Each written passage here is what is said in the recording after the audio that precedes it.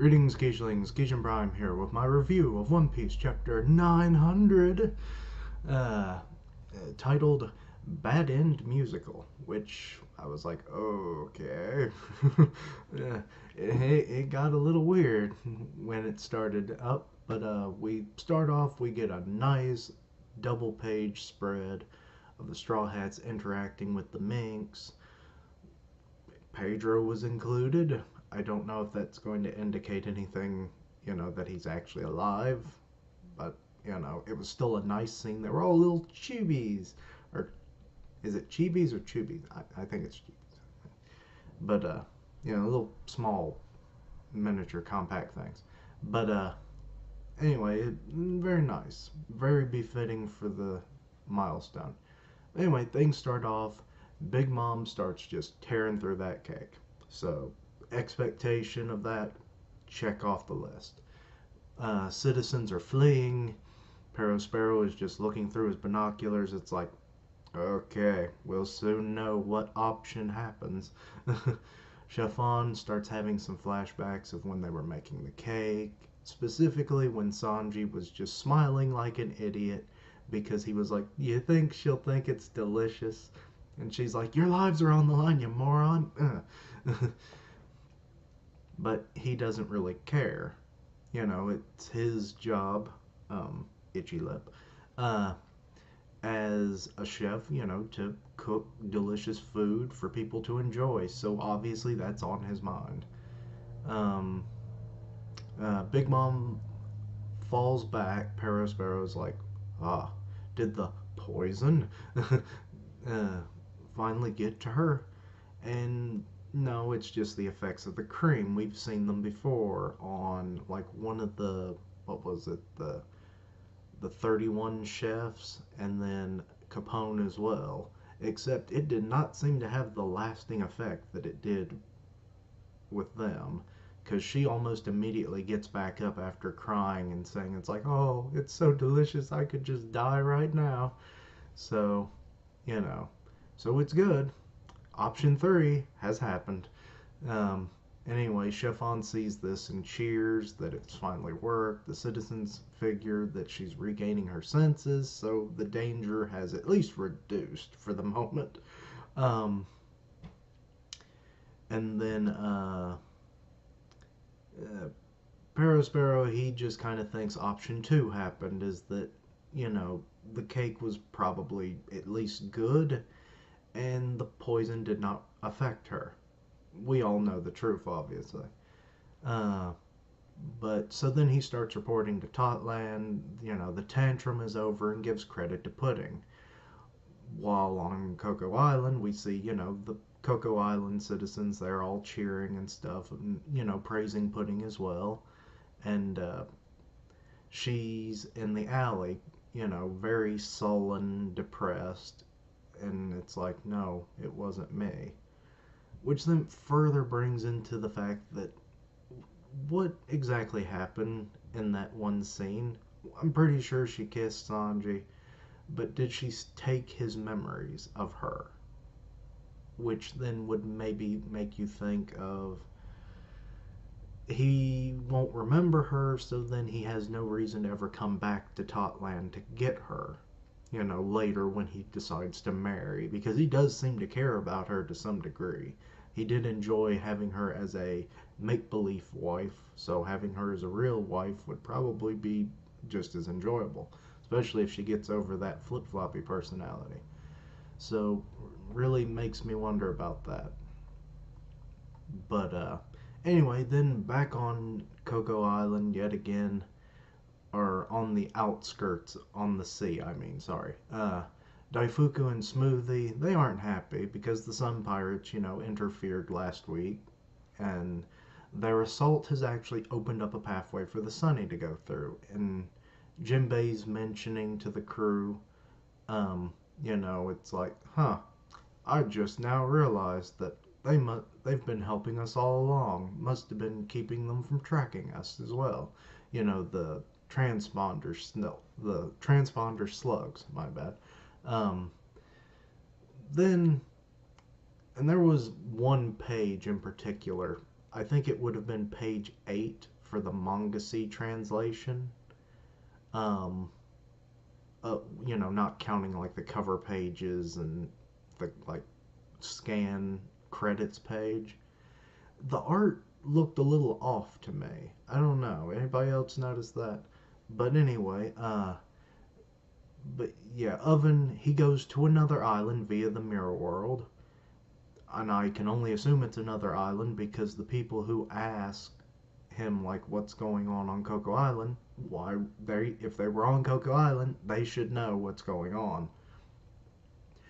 And he informs them that Brule has brought in some anti-Germa bullets.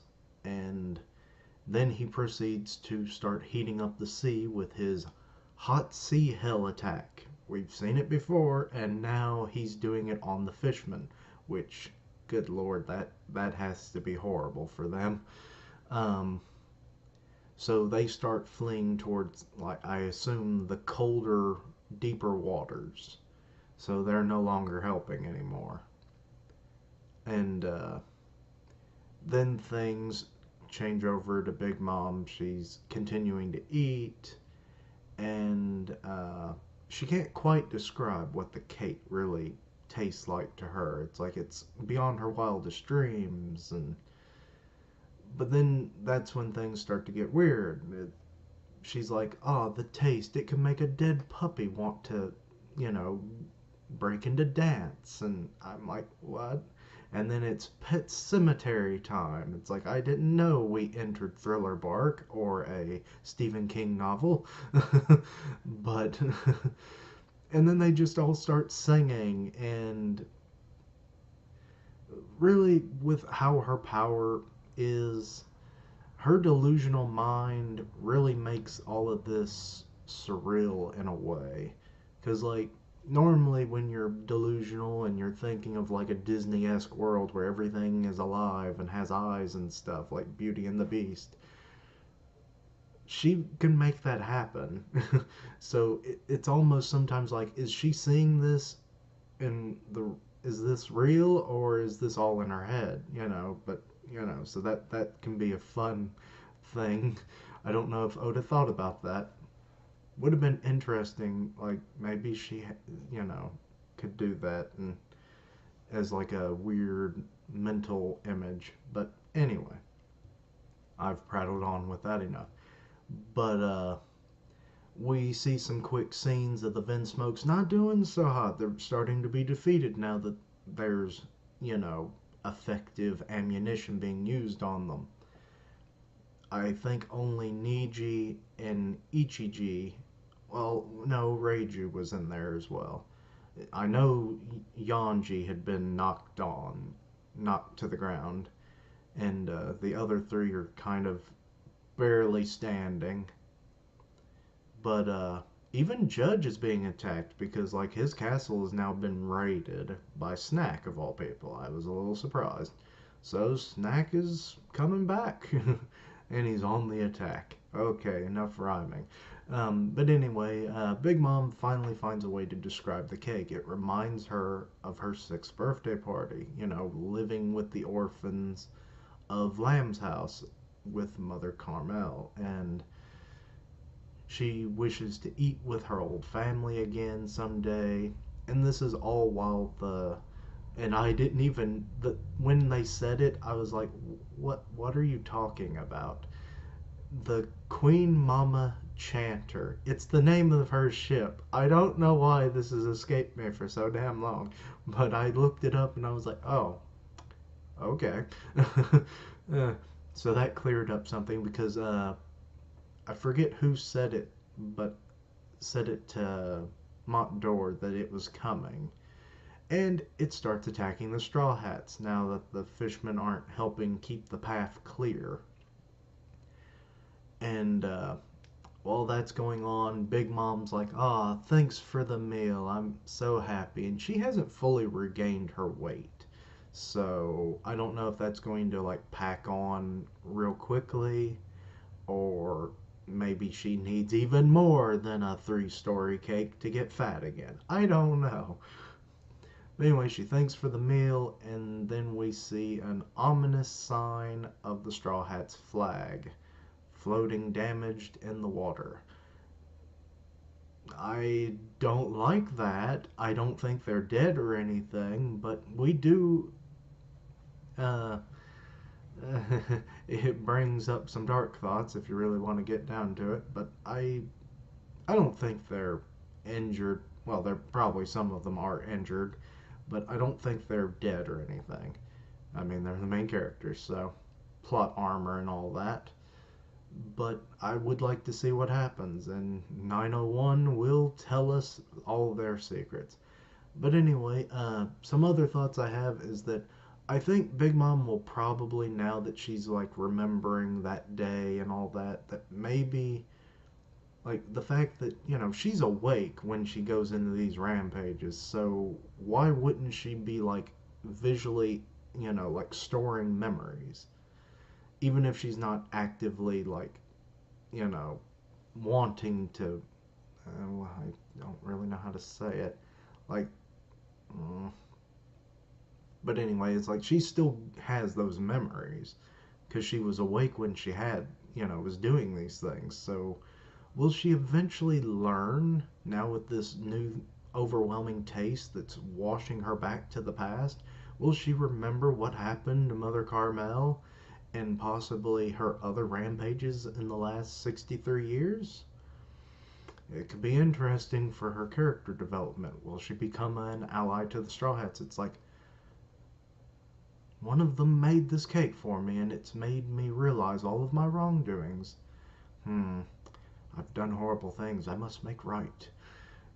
Things, something like that. That could be nice development.